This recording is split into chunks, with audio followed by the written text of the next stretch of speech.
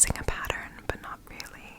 I kind of just looked at a few patterns to figure out what size needles to use and how many stitches to cast on. And I might look at a pattern later to figure out how to decrease, which basically means getting fewer stitches on the needle, and that's how you make the kind of rounded top. So you have like this many stitches, and then you decrease until you have just the top. What did I just do? That was knit. So I'm working in 2x2 rib, which means that I'm alternating 2 knit stitches and 2 purl stitches.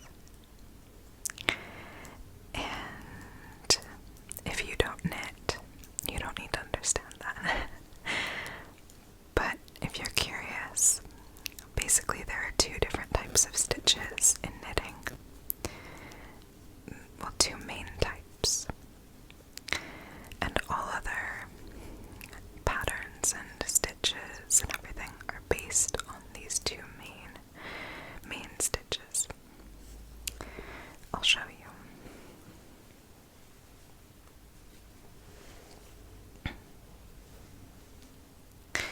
So for a knit stitch, your yarn is in the back. It's easier to show you when I already have one on the needle. Your yarn is in the back. You put the needle in towards the back, and then you wrap around the back needle and pull through. For a purl stitch, you have the yarn in the front. The needle goes in at the front, and you wrap around the front needle and pull through. So it's basically the same thing, just one's in the front and one's in the back.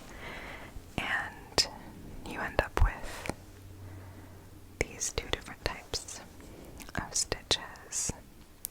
So these are the knits, and these ones in the back are the purls. And so when you do that, when you alternate knits and purls, it creates ribbing. That's what this is. You see this like on the cuffs of jumpers and socks and things like that. So I'm just doing 2 knits, 2 purls, 2 knits, 2 purls, 2 knits, 2 purls, etc. And my plan is to keep going until this section is about maybe that tall. And then I'm going to switch to stockinette, which is just knit stitches. So it'll just look like this part. That's the kind of smooth, like the typical knitting that you see is stockinette, where it all looks like this. You don't have any of these kind of bumpy ones. And then I'll do that until it's tall enough. And then if I'm feeling fancy, I might add a pom-pom on top. We'll see.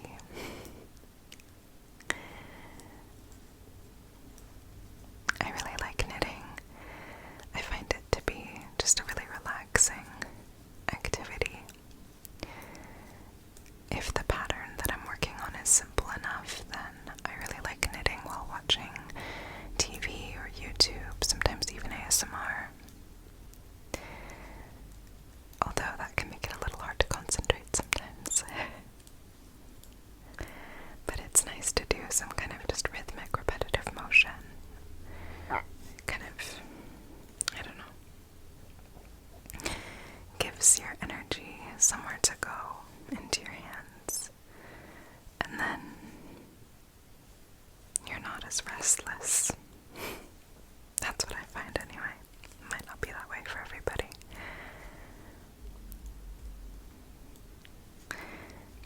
I appreciate you keeping me company while I knit. It's kind of boring, this part of this project, because it's just going back and forth. Well, not even back and forth, I'm working in the round.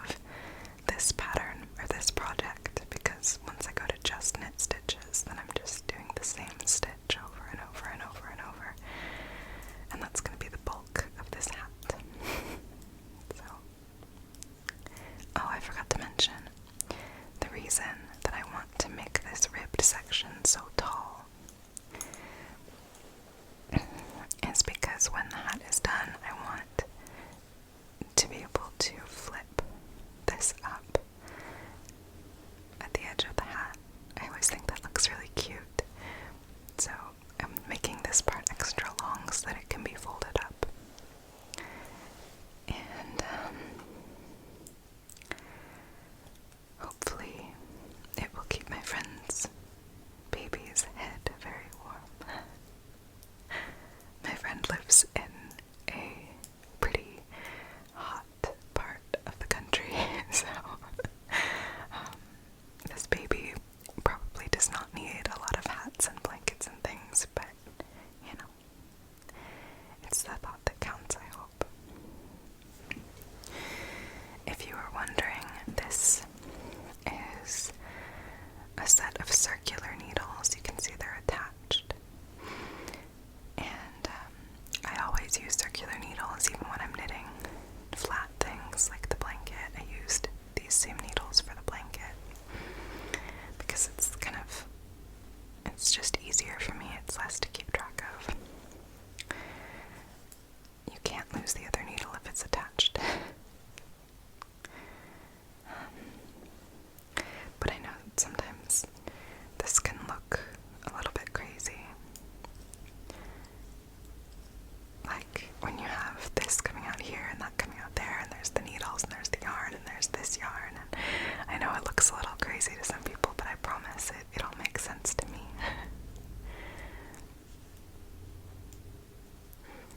You should pick up knitting if you don't knit already.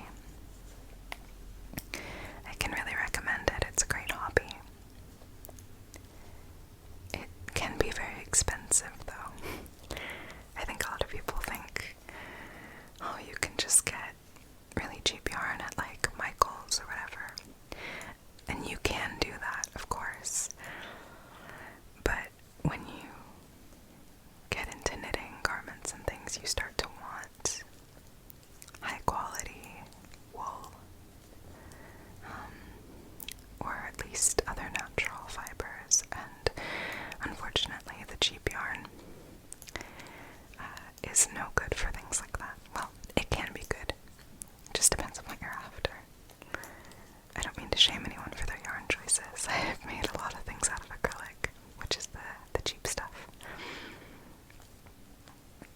But I just ordered some yarn for a sweater or a jumper that I'd like to make. And it was not cheap. It's definitely cheaper to just buy clothes now than it is to make them. This needle, so this is part of a set. These are interchangeable.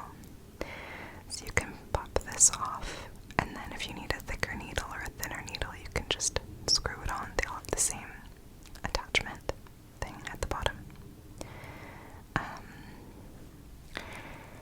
And they come with these little like pins. It's just like a little piece of wire that's curled up basically, and you can put it in that little hole. Oh, sorry, that one. And you can use that as like leverage to twist, so you can really tighten these on and they won't fall off. I of course have lost they call it a key, and I've lost mine. I had several. I'm sure they're around somewhere, but they're not with the rest of my knitting stuff. So these are a little bit loose, and I have to kind of tighten them every time, but that's okay. This project won't take very long overall. Thinking about it, I'm actually not sure I've ever made a hat before. Well, I've made hats. I've crocheted hats. But I don't think I've ever knitted a hat. First time for everything.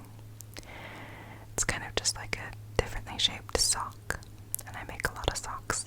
I knit a lot of socks, so it's not that far out of my wheelhouse. Anyway, thank you for keeping me company while I knit today. Didn't make a whole lot of progress, but that's okay. I'm gonna go watch some TV later on today and hopefully get a lot done. I've been watching a show called The Prisoner. It's a 60s show from Britain, and it was on ITV.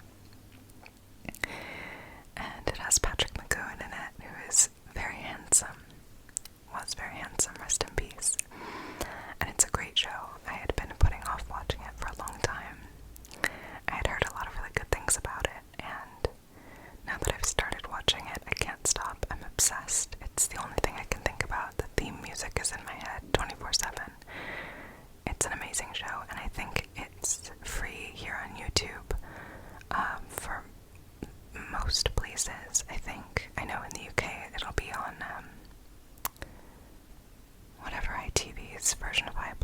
is, wow, I can't think of what it's called. That's embarrassing. But in the US it is